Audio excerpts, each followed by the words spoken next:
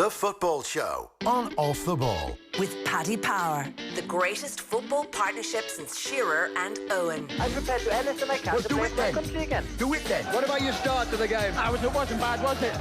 Why should an honest answer be a mistake? How can a modern day manager not have a mobile phone? Why should he? All right, you're welcome along to the Football Show. Nathan and Dan in studio this evening. How are you? I'm good, Nathan, very good. Great stuff in the Irish Independent this morning. Oh, yeah. Newspapers flying. Yeah, you know, like words. I read it. I did, that's good. New CEO for the FAI. An interim CEO, possibly, yeah. It's definitely very much on the agenda, it seems. Now, I should admit, I didn't actually buy it. I was in Dundrum and I went to Easton's and I stood there and I read it. Yeah, no, that's nice, yeah. My daughter was asleep in the buggy, so I was having a bit of me time, going through all the newspapers without buying any of them. Do you ever go into a pub, sort of like sip someone else's pint and walk out? That would just be rude. Yeah, wouldn't it? Yeah, you know, or just just follow going to a restaurant, sitting, check out order something, maybe take the bread that comes and then just leave before. Well, they shouldn't just put them at the door where they're so easily accessible. No, it's true. It's true. They've changed that, actually. Even journalists do that. You pretend you're on holidays or something, but you're sort of like, quick look. I think in a lot of the Easton stores that they have moved the newspapers to closer to right inside the store. Yeah. And in WH Smith as well. So you have to feel. So you have to go through the store. And there's an element then of guilt involved where you have to do it in a more public place. Not for me, obviously. Well, obviously not for you. I mean, it is awkward, like standing there for half an hour reading all the newspapers with a buggy with you as well, and you're blocking the genuine people who want to buy the newspaper. Especially when you're taking out the supplements. Got the Examiner out. It's like bloody hell. Yeah, this is kind of hard to be conspicuous here. Yeah. But it's still, I mean. So it's a step up from yesterday, at least. It is true. It is true. By the weekend, I'll be buying the paper at the weekend. Who knows? Who knows? John Malloy every Sunday comes in and reads the ones here. He does. They're all delivered. They're all delivered. Yeah. I love it when I'm in here on a Sunday. Suddenly you've got all the newspapers for free. I know. Because Sunday I'm up early buying the newspaper. Well, that's you see. I'm using my online subscription.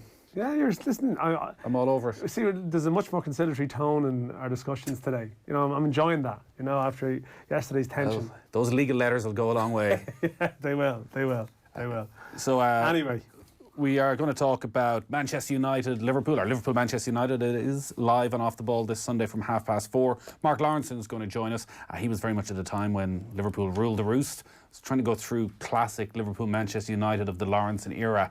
85 Cup semi-final, probably as good as it got. Really, slightly before my time now, I have to say. Whenever replay, Manchester United won. It was the United team with Paul McGrath, Norman Whiteside, Frank Stapleton, Kevin Moran. Did they play in an FA Cup final in the late 70s? Late 70s, yeah. But before Mark Lawrenson would have been at Liverpool, right? So. Or started what, 81? Yeah. So it wouldn't have been a huge amount of heavyweight clashes, I suppose. It was the Liverpool-Everton era really was Laura's time, wasn't it? In terms very of much so. The heavyweight games would have been them. So he's coming up in just a little while. Your story, though, we should touch on that, actually. Well, yeah. Another interim CEO. So Paul Cook, who's there at the moment, isn't actually the interim CEO. He's the executive lead. Okay. It's something that's been mentioned in discussions as something the FA are looking at doing. And it may not happen, but it certainly seems to be a move towards it. The logic would be that, in an ideal world, without having this sort of ongoing sort of banks crisis talks to try and protect the FAI's future, in an ideal world, you would be looking to the appointment of the new independent directors. Their main job almost is to get together and hire a new CEO. It is almost a year since John Delaney left the position of CEO to, of course, become executive vice president.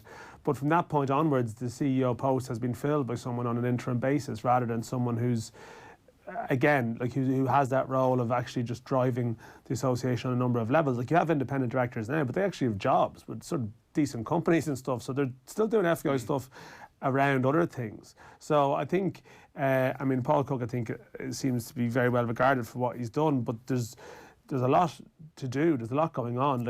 Even this week, there's things going on with the FAI in Limerick, Shamrock Rovers B, and all the other football matters that naturally go on in the course of an association. But from what I can gather, there's obviously board meetings and stuff like that where they can only really focus on the immediacy of getting security about the staff's future, getting wages paid, all this stuff. So, is there also a sense that obviously they couldn't appoint a new full-time CEO until the independent directors have been appointed. But actually, now that the independent directors have come in, they've probably been actually able to give a realistic time frame, which is, so we need to advertise this. Yeah. May take 3 months start to finish as we outline exactly what the role is, we get the applications in, and then we're probably, if you're looking for the calibre, and I'm sure the salary probably still needs to be worked out, but if you're looking for a very high calibre person, they're going to have to leave a previous job and you're probably talking 6 months notice. So you could still well be the end of this year before the FAI is a permanent CEO. Well, exactly. Now, it's possible that there may be people that are in the fray that may not necessarily be working at the moment or may have a more favourable notice situation. But yes, you are right. You have to go through a process. You have to be seen to do the process right as well. And while people are enthused by the calibre of the independent directors on the board, they're meant to be there as a sort of a responsible background figures, to steer strategy, but on a day-to-day basis. Something we've spoken about the FEI before, and it's very important to mention, it's the day-to-day culture. And this is the problem.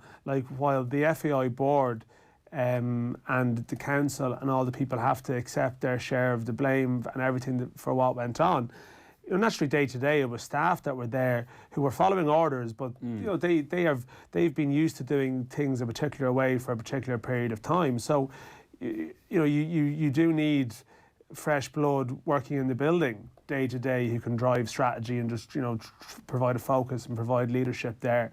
And Paul Cook's been thrown in there to try and do that, but I mean this is almost an unprecedented crisis, and it's been impossible, I think, to manage everything on all levels. So they're going to have to look at some kind of solution. Of course, they were going to with John Foley again until he decided against it at the last minute. And Foley was Paul Cook was actually vice president, and then switched over to this role again in a very last minute emergency. So they're going to have to devise some kind of strategy, as you say, until a new person is ready to take over. Some of the other stories happening today. A story coming from Scotland that the SFA are finalising plans to ban children from under the age of 12 from heading a football, and it could be introduced within the next few weeks. Yeah, I do find this a very interesting subject, while wondering where does this actually go now, because it already exists in America that heading is banned at sort of a low underage level. But for Scotland to do it, a real traditional football country, highest attendances per capita in Europe, real sort of a place where rugby is not a player really as such, it's a fringe activity, and football is the biggest show in town. So if a country with this sort of football stature is willing to go this way, it's going to put the squeeze on others to follow suit and set the example. I mean, what we've seen in the last 12 to 18 months is more advanced studies and proof of this, that there is a correlation here. We've seen it in other sports. People have been aware of the concussion movie, and then there was cases such as Jeff Assel and his family and the points they were able to raise. But there's been more detailed analysis, put out over a long period of time. There was research before Christmas, because I know there's an Irish company, just ex-League of Ireland players, Mark Herrick. Yeah, Mark Herrick was in studio actually this time last year talking about this. Head Right Sports, where they have a frame basically that's specifically designed, I think, to improve the timing of headers, but also it's a softer ball. Yeah. So you're improving your technique, so when you do head the ball, you head it with the right part of your forehead.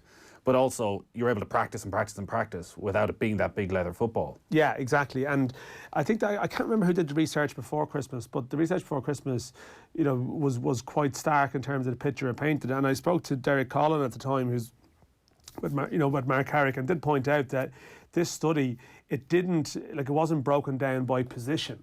So it was a sort of a sample of X amount of footballers. Right. So the point would be that actually, statistically, if you're a centre half, or a striker, a position on the pitch that you so there's many wingers and right backs. Yeah, exactly. Okay. They might bring the mean down. So for players in that particular area of the pitch, I mean, it's not that long ago since Kevin Doyle, effectively, his career ended due to sort of head injury related issues, or I don't want to sort of get it wrong, but that was ultimately, he was feeling pains, wasn't he? And he was struggling badly at the end. So I mean, people have to address this, and I do think that Like, are we heading to a head right situation in 20 years' time where there'll be no heading of the football? I don't think so. No, I don't think so. As would be pointed out by people, that actually a lot of it is in practice, in training, and maybe on the way up. Now, the one thing you would say is that if you take it out of the game for under 12s and you haven't headed the ball at all in a competitive setting until you're 12, 13, it's probably going to naturally take the skill out of the game a bit, isn't it? You know, people are going to be kids are going to be used to playing in a particular way. They're going to keep the ball on the deck a bit more. So you'd have a natural reduction in the amount of times people need to head the ball because they'd have grown up possibly playing a different style of football. Possibly. I mean, I'm sure they're still going to play with their mates. They're still going to be watching football on telly where adults are heading the ball. But I'm trying to think of that in practice. But actually, would you end up with almost the opposite? Because surely the advice, if you're playing at underage level and nobody can head the ball, is that you kick it high. You try and go over people's heads. Yeah, it's true, actually. I must actually look up and see these games in the States. How do they actually handle it? Enda's not convinced. Yeah. But surely that's the obvious thing. You aim high.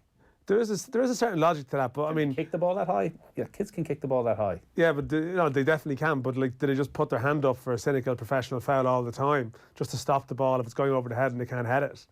I'd love to know. You're gonna have 6-a-side games? Yeah, this is it. But has anybody thought about this? No, I'm sure they have. Okay, maybe this isn't the serious issue at heart here, but if it does become a thing where I don't know, I don't think you can ever take it out of the game. You would think that it's almost like it's the technology of the ball and the what people use in training and the frequency in training, because again that's the point. It's if how many times a week would we're talking in terms of maybe full-time footballers as opposed to kids, but how many times a week would a footballer head the ball? If you take it out of training or you change the device you use in training, then naturally you're reducing the risk by percentage. But then it's the aerial collisions and stuff too, as opposed to just actually the amount of times that you head it.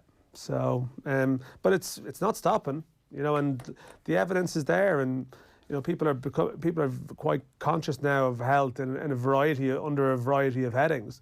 So there's going to be a serious pressure because we're lucky we haven't had too many flashpoint cases in football. That we're only learning more now. We are now learning more. I'm starting to think more about maybe people, and I hate to talk in these terms, but people who passed away in the past, and people never really imagined that this relationship could be there, and now they're suddenly wondering, well, maybe. Well, that's why I do wonder where we'll be in 20 years' time as that generation of 50 and 60-year-olds that are coming through now, that we are more aware and that people know this is happening and you can test and you can discover this, as to will this sort of decision by the SFA be replicated elsewhere, but also go to a higher age level. Yeah, sure. I mean, the English FA's point is they have no plans to change their position. The heading is safe. They argue there's no evidence to suggest heading on youth football would be more of a risk than at other stages. Heading is actually significantly less common in children's games, they said. Our analysis shows on average is only around 1.5 headers per game in youth football. But maybe what the SFA are doing is trying to introduce it at a young age, as you say, so that as they continue up the ranks, it's not a big part of, as big a part of your makeup. You will need to have a good touch for a big man. Yeah, you're dead right. Head Right Sports is the company that Mark Herrick had. He was in last year. You can check that out online, but check out the website as well. Very much ahead of their time. Ahead of their time. See what I did there? Yeah, it was average. Wouldn't put it in the paper, no? No. It must have... Fair enough. Manchester United. So there's a bit going on at Manchester United ahead of their trip to Anfield on Sunday. Last night we were watching the game against Wolves. Marcus Rashford went off. Ole Gunnar Solskjaer has admitted it backfired. Initially there was it's burnout, but it seems this was actually more of an impact injury. Yeah, exactly. It can always just happen. Yeah. But going to Anfield without Marcus Rashford, who scored the last time that they played Liverpool, it's very hard to see Manchester United winning this game. They're 7-1. Very hard to see it. Maybe at least there's a sort of an excuse of sorts there anyway. If things go badly wrong, it's like, well, we had Rashford available. Maybe things might have been different. This Bruno Fernandes deal is still rumbling on. It'd be very, very new Manchester United Ed Woodward if this actually didn't happen in the end. The latest is that he has agreed personal terms, but he is going to play tomorrow night, it seems. They're playing Benfica in the Lisbon derby. He's with Sporting Lisbon, and Sporting want Bruno Fernandes to play in that game. What could possibly go wrong? This will add to the story. Yeah, and Jorge Mendes involved pointed out he was in the director's box for the game against Wolves, but he's so close to Wolves. He's probably at a lot of Wolves games. You know. United hoping for a fee of around 50 million, Sporting looking for closer to 70, but it'll probably end up being a little bit closer to 50. Is he the answer? I don't know. I haven't seen enough to be able to definitively say that. I've seen quite a bit of him for Sporting Lisbon in the Europa League, and again, it's difficult to judge because they're pretty much a one-man team. Yeah. So they had this crisis a couple of years ago where 6-7 of the players cancelled their contracts. I think Rui Patricio was among them, and they ended up leaving the club. Supporters were attacking them in the car park, and there was a few other things going on, wasn't there? Was that Yeah, there was a breakdown with the ownership who didn't support them. So, and they were attacked by supporters and they decided to leave. But he stayed. And watching him in the Europa League, he pulls the strings. Absolutely. He's at the centre of everything. And maybe that's what he is at Manchester United. Maybe that's exactly what they need. Somebody who's there demanding the ball constantly. It's never really happened for him at international level yet. He's sort of playing as... He's sort of where you'd think... he scored... was it last season? He scored a ridiculous amount of goals for Sporting Lisbon. So you would think he could play in that more advanced position. But I presume United want him a bit deeper. Yeah, I don't know. You just wonder... is the problem so deep-seated there? Can one player just go in and have a transformative effect? I mean, we've seen big players go for big money moves or well-touted moves in recent years and sort of just get stuck in the quagmire. You know, the Manchester United way, as it is now. Well, that's what it's now called. So you'd be loath to declare anything. You know, it's generally hard, I think, in January as well for someone to come in and have that type of impact. You know, it's actually quite unusual that you would have a high caliber move take place in January. You know, the summer is the perfect time. You have that pre-season excitement, that time away. I mean, if the mood is not great there at the moment, I mean, it's pretty obvious that it's probably not, and that someone comes in and they're thrown into it, and then you know, there's a risk attached with that.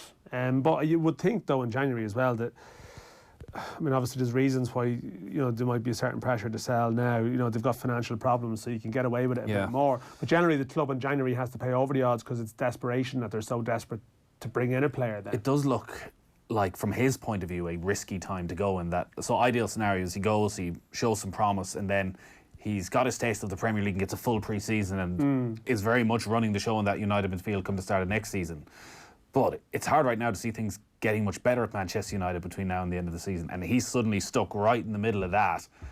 Question marks been asked everywhere. And rather than going into pre-season buzzing, it's, well, this guy, we know he isn't the answer. Didn't show anything for the last 3 or 4 months. Yeah. Do you reckon Manchester United would let potential future managers know that this deal is in the offing, and what might they think of it? You wondering, have they been in touch with Mauricio Pochettino's agent to say, just would so you know. approve of such a deal? Well, they have been linked with Spurs. He's one of those players, in a way that shows the interest the level United have gone to. Yeah. These players that are on this sort of European merry-go-round of they're linked with Tottenham, they're linked with Wolves, and now they go to Manchester United. They sort of were at a different level. Yeah, but also, I suppose if you're the player, you would want to know that, wouldn't you? The player's probably entitled to say, you know, nice to meet you, but I'm hearing a few things about what might be going on.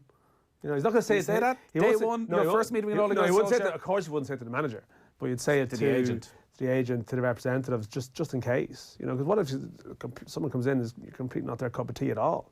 All right, well, that is Liverpool against Manchester United. He won't be playing this weekend, obviously, for Manchester United. It is live and off the ball. We're going to look ahead to the game with Mark Lawrenson in just a moment.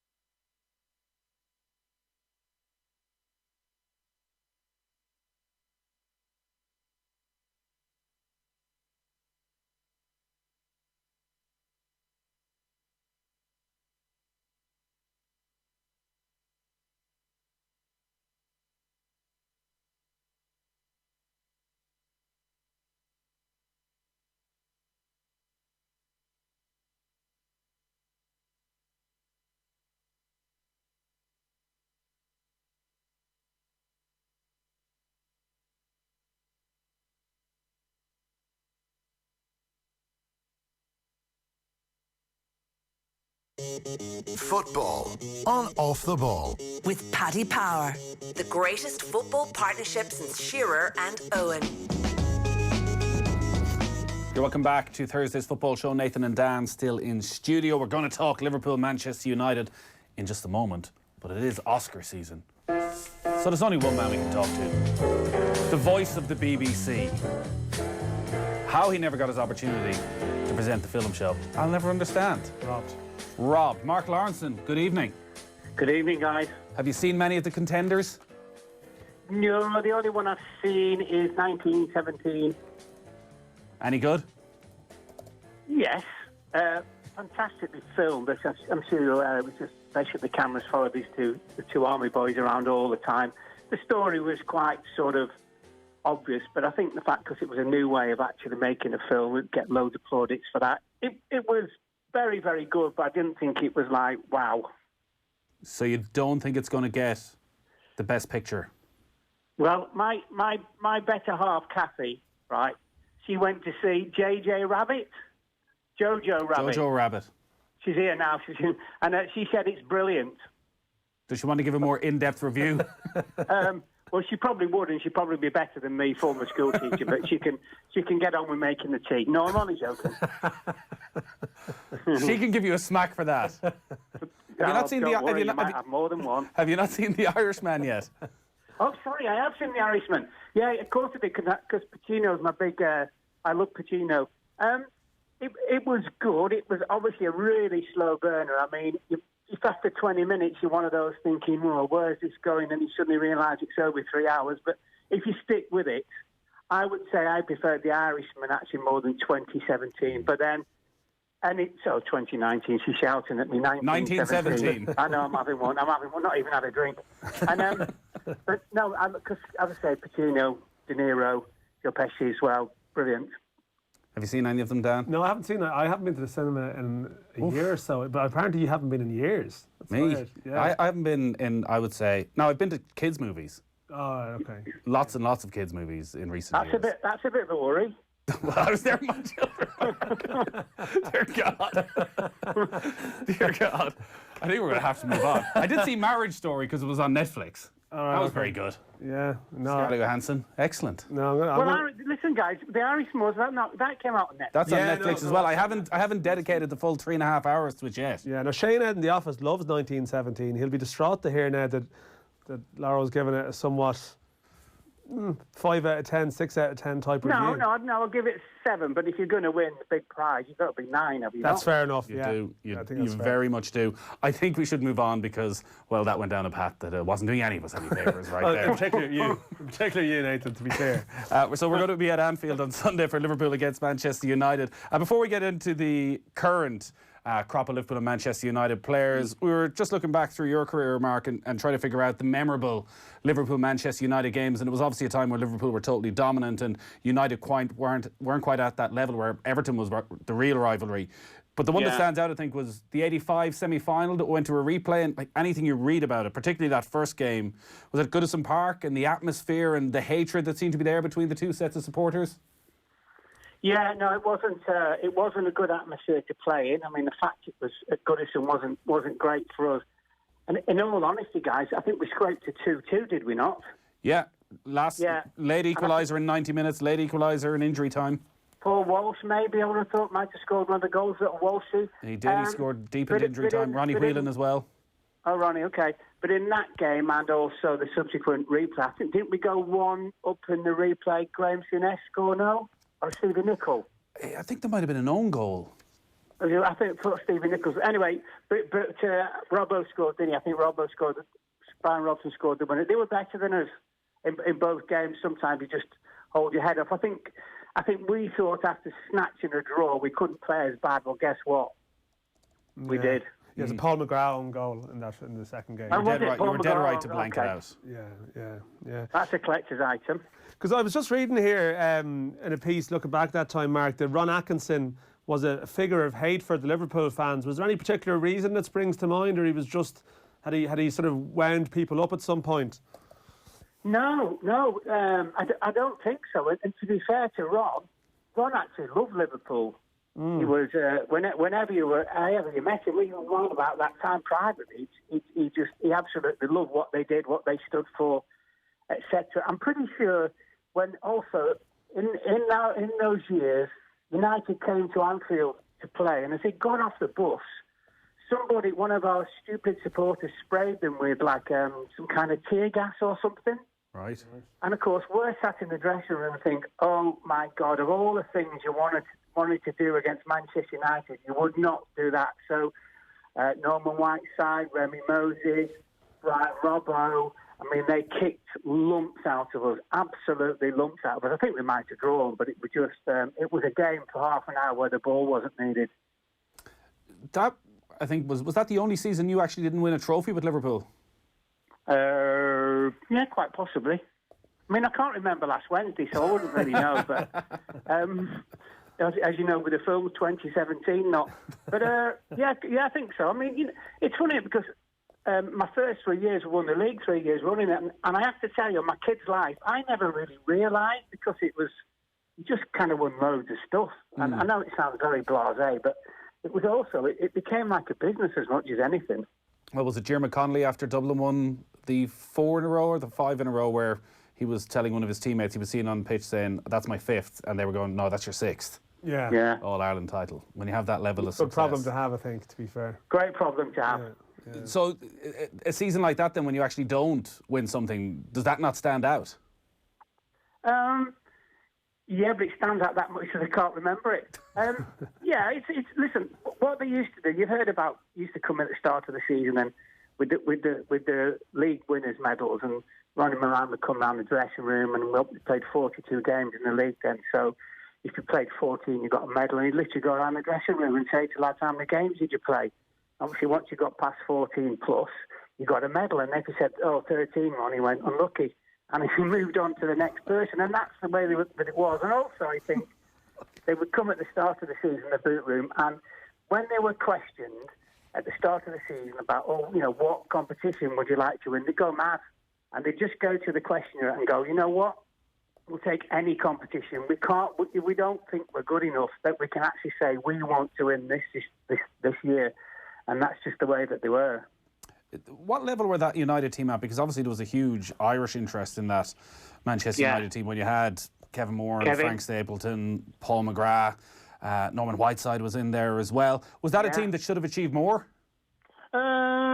Yeah, I think possibly. I think we just had the edge on them. I mean, as you know, I nearly went to Man United because when Ron got the job, and Ron had called me knowing that I'd spoken to Arsenal, was about to speak to Liverpool, and Ron just said, look, I want to take you, and I was obviously being sold from Brighton. He said, I want to give Brighton 2 or 3 players from Man United, and some money for you. He said, I'll tell you now, I'll give you better wages than Liverpool are going to give you. But the main problem for me was that Frank Stapleton was going on like a Bosman, but it was going to tribunal.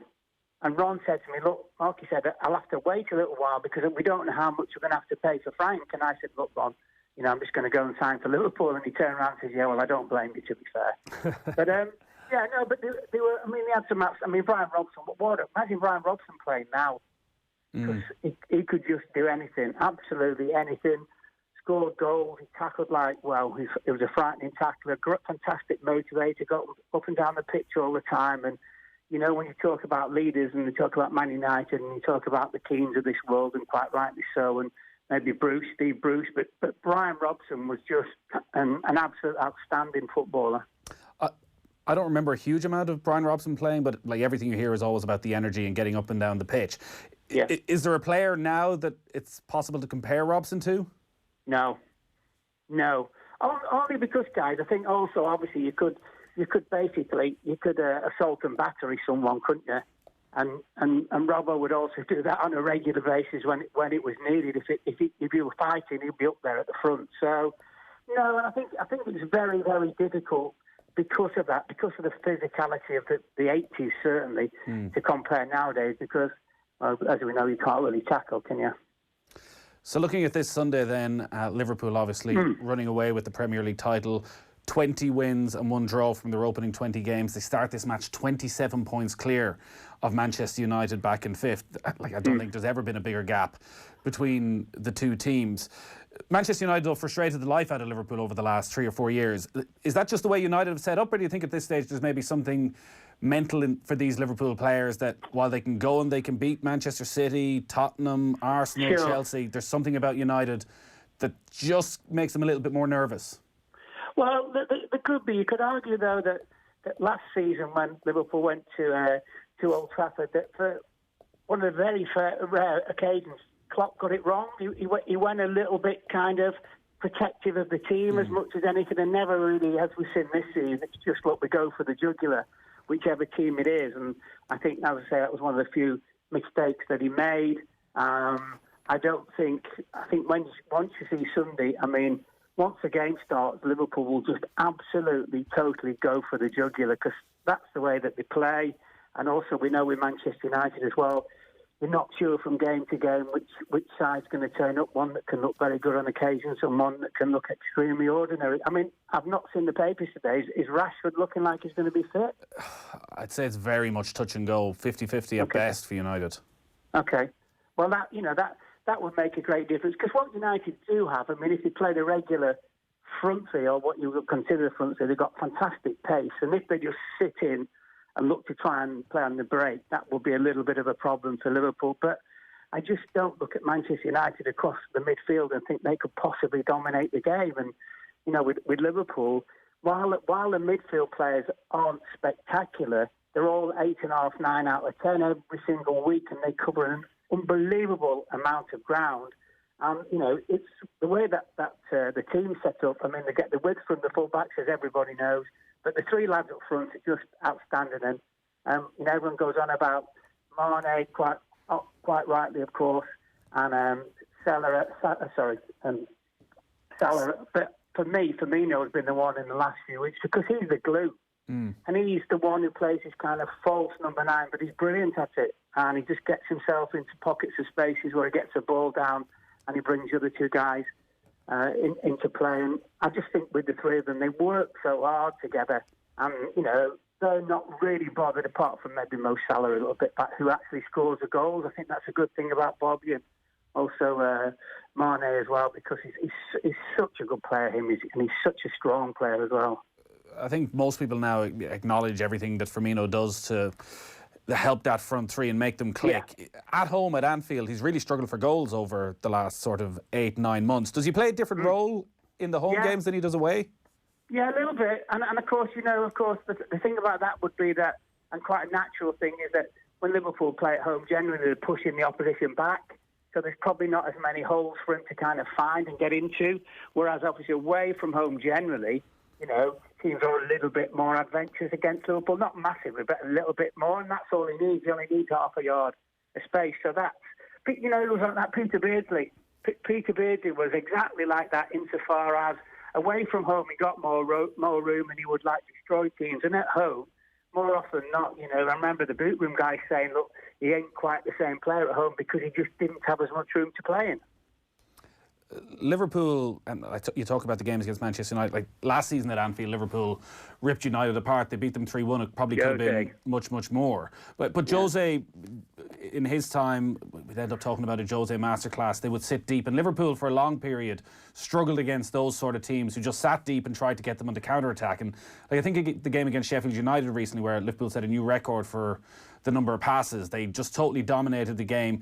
Have you seen a change in how they deal with those sort of teams? Is it a patience, is it a mental thing, or has Klopp changed the style of play that they can break them down a bit better? Well, I just think it's the ability of the players. And when you look at it, as I say, we've just waxed lyrical about the front three, but what about the two fullbacks? I mean, are there a better pair of fullbacks in Europe? No. World football, I wouldn't have thought so. I mean, these two lads are just absolutely fabulous, and everybody knows about the way that they play. That you know, certainly Mane on one side and Salah on the other side, they come in and make it narrow, so the fullbacks give them all the width. But every single team just really struggles to deal with them.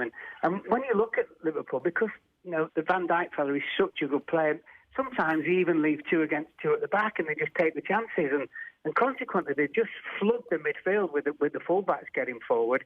The 3 lads, whoever they are, normally Henderson, Wijnaldum, and others can change, Lallana, or obviously Milner when he's fit, Keita, etc. So Fabinho, but they basically are the engine room, and they work extremely hard. I mean, they cover so many yards, and if you ask the back players, especially the fullbacks, about the midfield players, they absolutely love them because they basically fill in the holes as well. Because some of those that I've just mentioned aren't really attacking midfield players, and he just got the team set up brilliantly. I think that's the thing when you watch it, and he doesn't change his tactics against anybody. He thinks that they can beat anybody, and he's just got a great bunch of guys. And I mean, in the dressing room, I go quite often, and I work a bit for the football club, for the TV and stuff, and the stories you get from the dressing room are always unbelievably positive just about the manager and all the players. There's nobody which has been left out of the team that says the manager's crap, goes and knocks on his door. He just doesn't have that because they absolutely love him. I mean, Mark, we've reached a sort of strange point of the season where pretty much everyone sort of acknowledges that the league is over, but you can't really be seen to say it naturally, and there's a professionalism there, and Liverpool are relentless and they keep doing it. But I mean, do you think it's possible for them to sustain this all the way to the end of the season, or is it natural that at some stage, that realisation really sets in that it's done, and then you lose some intensity when that happens? Yeah, well, I think they'll win it early. That's the first thing. I mean, I think City have got the mojo back. I think they'll win an awful lot of games, but I do think that Liverpool will win it early, and quite possibly that there will be a dropping off if they win it, just say they won it, I don't know, start of April, middle of April, there will be a dropping off. And who's to say that they're not involved in the Champions League semi-finals and ultimately the final? So the manager will change it, I would think, on many different occasions, trying to save the legs of his players. But I certainly remember one year where we won it probably late March, early April, 7 games before the end, and we never won a game. I think we probably drew about 3 or 4 and lost 3 or 4. So it won't really matter, and that's why everybody keeps going on to the manager about the record. He really seriously is not bothered about the record. He said that in 5 years' time, if we've broken a record this year, so I'll look at it and think, oh, that wasn't bad. But he's just not that way inclined at all. If you were in Ole Gunnar Solskjaer's shoes heading into Sunday, what would you do? How would you set your side up? Well, I'd realise that constipation was cured when you turn up on Sunday. Most definitely. I think, whatever you think about Ole Gunnar Solskjaer... Sorry, what does that even mean? You really don't know? Think about it. I was wondering what that would have meant, but okay, I'll just go with it, okay. So whatever way he sets up his team, he can't go gung-ho, because he knows if he gets done 3, 4 or 5 at the weekend, his job is even more serious on the line than it already is. So I think he's just going to kind of circle the wagons and try and play on the break, which obviously Rashford would be the key, along with Martial, etc. So, but when you look at United, you just, I said to you before about the midfield, I'm not sure that, even the setup with a 4-3-3 and the 3 in the middle literally stay in the middle and just don't get pulled out. I mean, who's going to deal with the flying fullbacks? I just don't really see it, to be honest with you, at all. Do you see any similarities between where Manchester United are now, say 5-6 years on from Alex Ferguson, to where Liverpool would have been mid-90s after Kenny Dalglish left the club? Yeah. Well, you could... absolutely. But also, what about if you go even further back with Manchester United? Because when Busby left, it took them an awful lot of managers before they turned up with Sir Alex. Now obviously since Sir Alex, they've had, what is it, the 4th or 5th? It's probably the 4th, is he? Yeah. Ole Gunnar Solskjaer. So that's the problem. I mean, when you create this dynasty, and then more often than not, it's very, very difficult to kind of keep the dynasty going. And then you're looking at kind of people at your football club who are head of recruitment, who have been there for years, who stay on and still recruit. And, when people talk about teams now and everything, and, the manager's absolutely unbelievably important. I think almost as big a job at any football club is recruitment. Because if you don't get that right at the very, very top and you drop off 5 or 10%, you don't win leagues anymore. Mark, great stuff. We'll let you go. Pleasure. Go enjoy your tea, which is being made right now, I hope, to a very high standard. 9 out of 10 standard, you would assume. Well, of course. Of course, yeah. So this is live 4:30 Sunday. Are you going or who's I am on it? going. Oh, yeah. I shall be there. You always take Look of those the draw. gigs, don't you? Look of the draw. I'd say it was one of those draws, all right. Why is there only one? Why is there only one? Not unusual for the person who runs the raffle to win the raffle. Yeah, it's always a coincidence. You know, it was for a long time obviously the number one game on your list. Yeah. But obviously, I've been to Liverpool-Manchester United quite a few times over the last few years, and it often disappoints you. More often than not, it ends up disappointing. So you have to work off that whole reverse psychology. Just don't look forward to this one at all. Expect as little as possible, and then it might be that surprise. Will it tarnish Liverpool's league title if they end the season with 36 wins, and the only 2 that didn't? Were against Manchester United. It'll be a very, very small. If that's small victory for that kind of is the level Manchester United. Well, that's what I'm saying. If that's the joy they can take, it says more about them than anyone else. Only it is Manchester United. You can't really, on paper, give Ole Gunnar Solskjaer's side. No, you're chance. You're looking at sort of variables that even mean anything. Like, does a crest or a shirt, really cause a team who's sort of beaten all before them to suddenly lose their way? I mean, of course it can happen. They showed of course, Old there's loads of Trafford. examples that can happen. Well, even the 1-1 draw earlier in the season, I think it was Andreas Pereira. He played in a more advanced role, and I haven't seen him play like that since. There was an energy, a sort of passion to him that we haven't seen. Now he hasn't been able to sustain it really, but they can turn up, and they've shown consistently this season. United, they can turn up on the day. It'll be interesting from a Liverpool point of view if they can get to the level, or if there is some sort of a mental block, that the one little bit of pressure they feel all season is when they face Manchester United. Yeah, I guess so. But I mean, you do have this line about form going out the window. But I think you reach a stage where form levels out over a period of time, and eventually it comes true. It sees itself out. I mean, I think you might have that one performance in you. It's hard to see it has been repeated. Like, I just wonder though. I mean, Liverpool, it's such a relentless burst. I know we spoke about it briefly there. That at some point you'd imagine, and maybe if you want to peak later on in the season for Europe, which is going to be another, you actually fear that lull where the league is won really early, and then you're in this weird trying to get yourself up for one game. Do you play your full team on a Saturday when you want them fully fit on Wednesday, and they're going into a Champions League semi-final, haven't played together in 3 or 4 weeks? But it's just strange. It's the inverse of last year, where you wondered, well, was losing the league or was the intensity of the league race going to cost them in Europe? But it actually didn't. It kept them competitive all the way, and it brought them right through, even if the final wasn't very good. But actually now it'll be a slightly different challenge. The league's done, and if Liverpool are still in Europe at that point, can they suddenly just drop off and then lift themselves? That's going to be because the obsession with Liverpool is obviously around going and being invincible, like that Arsenal side, where actually the more likely record for them is that they'll probably win the league title earlier than any other side has ever done. And then to sustain it, like as Mark talked about there when he was playing, like if the title's won with 8 games to go, it's almost impossible to see Liverpool going unbeaten in those last 8 games. I think you can sustain it. Well, would you rather have that invincible record or like do a double? As in do a league Champions League double. League Champions League double. That's the one. So, when it comes to it, you may have to that sacrifice may have to be made. If you have a Saturday, Tuesday turnaround or whatever it might be for a dangerous fixture against a team with a lot to play for at that stage.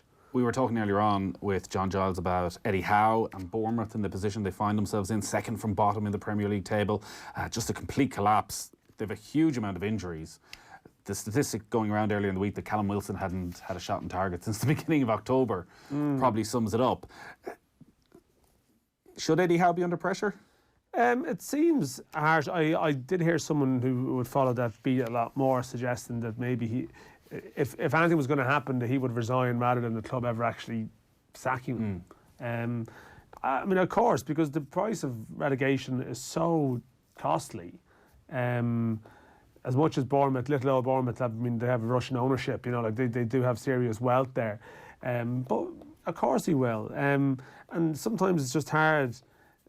To just keep going again and again. Where is he on the longest serving list now in the Premier League? Number one. He's number one. So like unfortunately that says something in itself. You know, to keep, you know, managing it. Every season he's kept them up, it has been an achievement. As much as they've spent money, it still has been an achievement to do it. And well, that's what I'm maybe wondering. the voice sometimes after a period of time, it's not one of these ones where you're leaving with your reputation damaged. It's just that the fresh voice is just needed, whatever it might be. I think clubs, when they're in danger of relegation, they'll make a lot of changes. I wonder even with Villa and Dean Smith, if they're struggling with a couple of months ago, he's loved there because he's a Villa fan and stuff, but you know, that sentiment versus going down again. And the one question mark probably over Eddie Howe is that when Bournemouth have spent big, it's rarely worked out. Yeah. You think of what Liverpool have managed to take off Bournemouth over the last few years for Solanke and Ibe, like 30 million quid. Neither of them have done anything. No, it's true. I mean, a great business from their perspective. And you wonder, you know, is it something about working with that type of player coming out of a particular type of club? They've had the Chelsea loanees and people have gone there, have done okay. So I don't know. I mean, I don't know what it might be. Like, the Bournemouth still had a core there from their promotion team that was around in their first couple of seasons in the Premier League, and Harry Arter was amongst them. You know, and naturally it's just dwindled a small bit through injury and age and whatever it might be. And maybe you lose something with that. And you've seen that in the past with teams have come up like Reading and Wolves, and they've had a certain strength there for a couple of years that's part of the dressing room. And Sheffield United are going to have to face it too. You know, like it catches up with you over a period of time. And it might just be what it is. All right, good stuff, Dan. Enjoy the weekend. I will.